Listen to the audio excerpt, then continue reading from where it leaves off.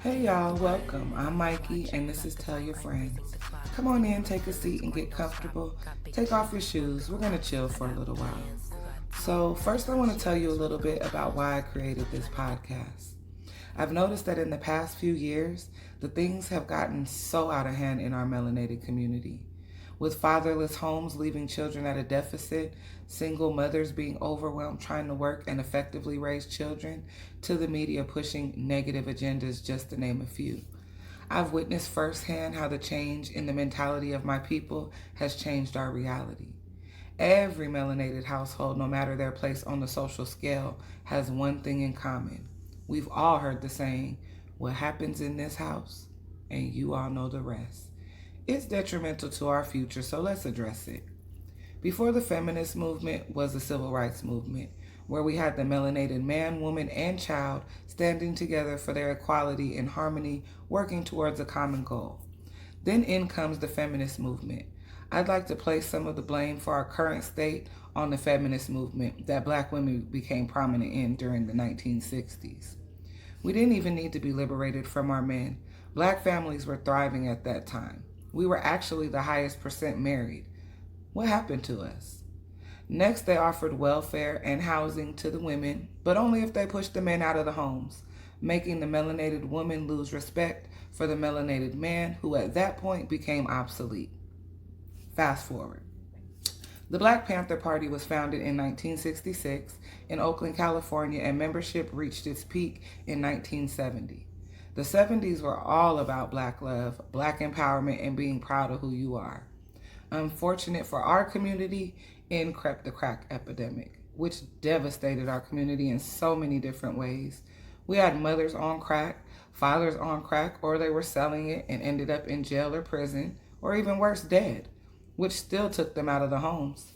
Once the Black Panther Party ceased operation in 1982, we had gangs form, which in the beginning, they were picking up where the Panthers left off, protecting their neighborhoods, lunch programs for children, and other positive things. Slowly but surely, gangs turned into violent groups that were warring against each other for territory, money, drugs, and revenge. With so many different negative distractions implemented into the community, it's understandable why we are in the state that we're in. With our elders affected by the crack epidemic, either doing it or selling it, that left us 80s babies to kind of have to fend for ourselves. You couldn't be an effective parent if your mind was reprobate from drugs. So here we were, adults who weren't given the proper tools to even be productive citizens, trying to be parents and raise children while we haven't even been properly raised. On top of that, the majority of us had been raised by a single mother who was a lot of times angry and bitter, residing in her divine masculine, trying to be mommy and daddy, planting those toxic seeds into us. In most single mothers, melanated households, little girls aren't raised to be wives because their mother wasn't one usually, but to be strong, independent black women. I don't know when we decided that being a baby's mother was a higher achievement than being a wife, which is a crock of shit. Every independent black woman I know is an AKA single, angry, bitter woman. We weren't meant to raise children by ourselves. Ladies, I don't understand for the life of me why we know there's no way to make a baby without a man. Even if you go to the sperm bank, a man still had to be involved. But we believe that we can raise these children effectively without a man involved. There are certain tools that a father teaches his children, boys and girls, that mommy just can't, especially in our community. There are certain aspects of being a melanated man that I have never and will never experience because I'm not a man. He needs to teach his son how to navigate in a world where the odds are stacked against him, where everyone, including his woman, hates him. This seems to be a vicious cycle that is detrimental to our future. Without strong melanated families, our future looks dim. I've been a victim of this toxic cycle myself. I've been a mother raising her children while being single. I'll explain.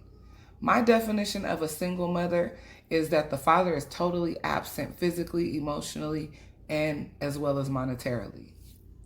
Now, we split from each other, but we found ways to effectively co-parent, because I knew the importance of a father in children's lives, and I wasn't going to have my children miss out on any of life's lessons due to my immaturity or selfishness. I got to the point where the toxic seeds that were planted in me in my childhood were starting to blossom into a full-grown, angry, bitter Black woman that can't sustain a healthy relationship. I wasn't able to control my emotions, and I took my anger out on those around me. We all know a toxic person and how difficult they are to be around. They're a real energy drainer, and they make it harder and harder to be around them. I was running off the people that I loved because I was a ticking time bomb and no one knew when I would explode. And I didn't care. In the height of my toxicity, I was oblivious to others and their feelings. Hell, I was oblivious to my own feelings. I was operating in my toxic energy and cut off all feelings and emotions. But then I saw the negative effect it was having on my children. That's when I decided to make a change. I then made a conscious effort to be a better version of myself. I put me and my healing first and embarked on the journey. Now, we all know that you can't wave a magic wand or snap your fingers and be magically healed. But I am so far from who I once was, and I am that much closer to who I am to be. Now, I have a hypothesis. If we as women can birth nations, we can then heal our nation. But it starts with self. We are the first teacher, so we need to reprogram our mindset and our way of thinking first. The current mindset is proving to be a detriment to our community. And you know what they say the definition of insanity is: doing the same thing over and over again, expecting a different result. We've been on this vicious loop for a few generations now. The generation before me dropped the ball, and my generation is following in their footsteps. Well, I want to be one of the ones to pick the ball up. I'm determined to do my part to break the cycle. This is one of the reasons that I became a certified life coach. I don't want to just talk about the issues that plague our community. I want to offer strategies, resources, and solutions. I want to give back and assist my sisters in beginning their journey to healing and being better versions of themselves. I know how it is to feel stuck in that toxicity and not know how to get out of it or even how you got in there. I know how your childhood experiences and traumas can affect you and the decisions you make as an adult. And we all know that the melanated experience is in most cases unique and different from those of others. I'm concerned about our future, which is your children and mine.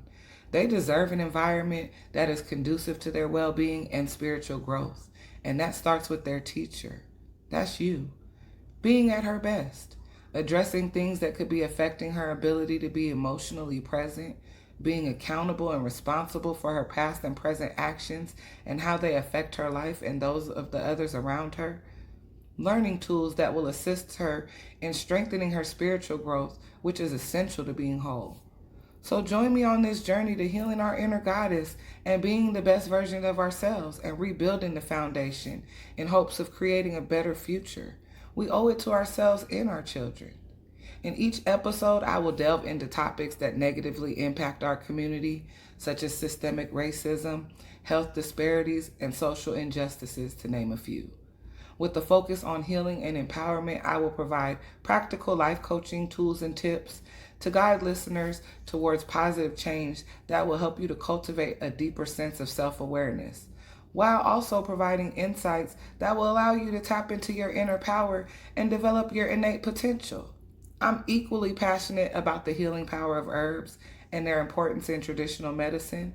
So each segment will showcase a different herb, highlighting its healing properties and how it can be used in daily life. Herbs have been used for centuries and are an essential part of some cultures' spiritual practices. We'll also highlight specific herbs and their purposes, ranging from herbal remedies for physical ailments to herbal tinctures that promote emotional and spiritual well-being. Whether you're looking for ways to improve your physical health, seeking guidance on how to develop your spiritual practice, or seeking levels of self-care and well-being on a deeper level, Tell Your Friends is the podcast for you, and it's the perfect listen. Join us on this uplifting and informative journey of growth, healing, empowerment, and discover the power of holistic wellness. Remember, the first step to change is realizing that a change is necessary. I challenge you to do a little self-reflection and figure out if it's time for a change. I thank you so much for joining me. I've enjoyed our time together and I appreciate your presence. And I hope you'll grace me with it again really soon.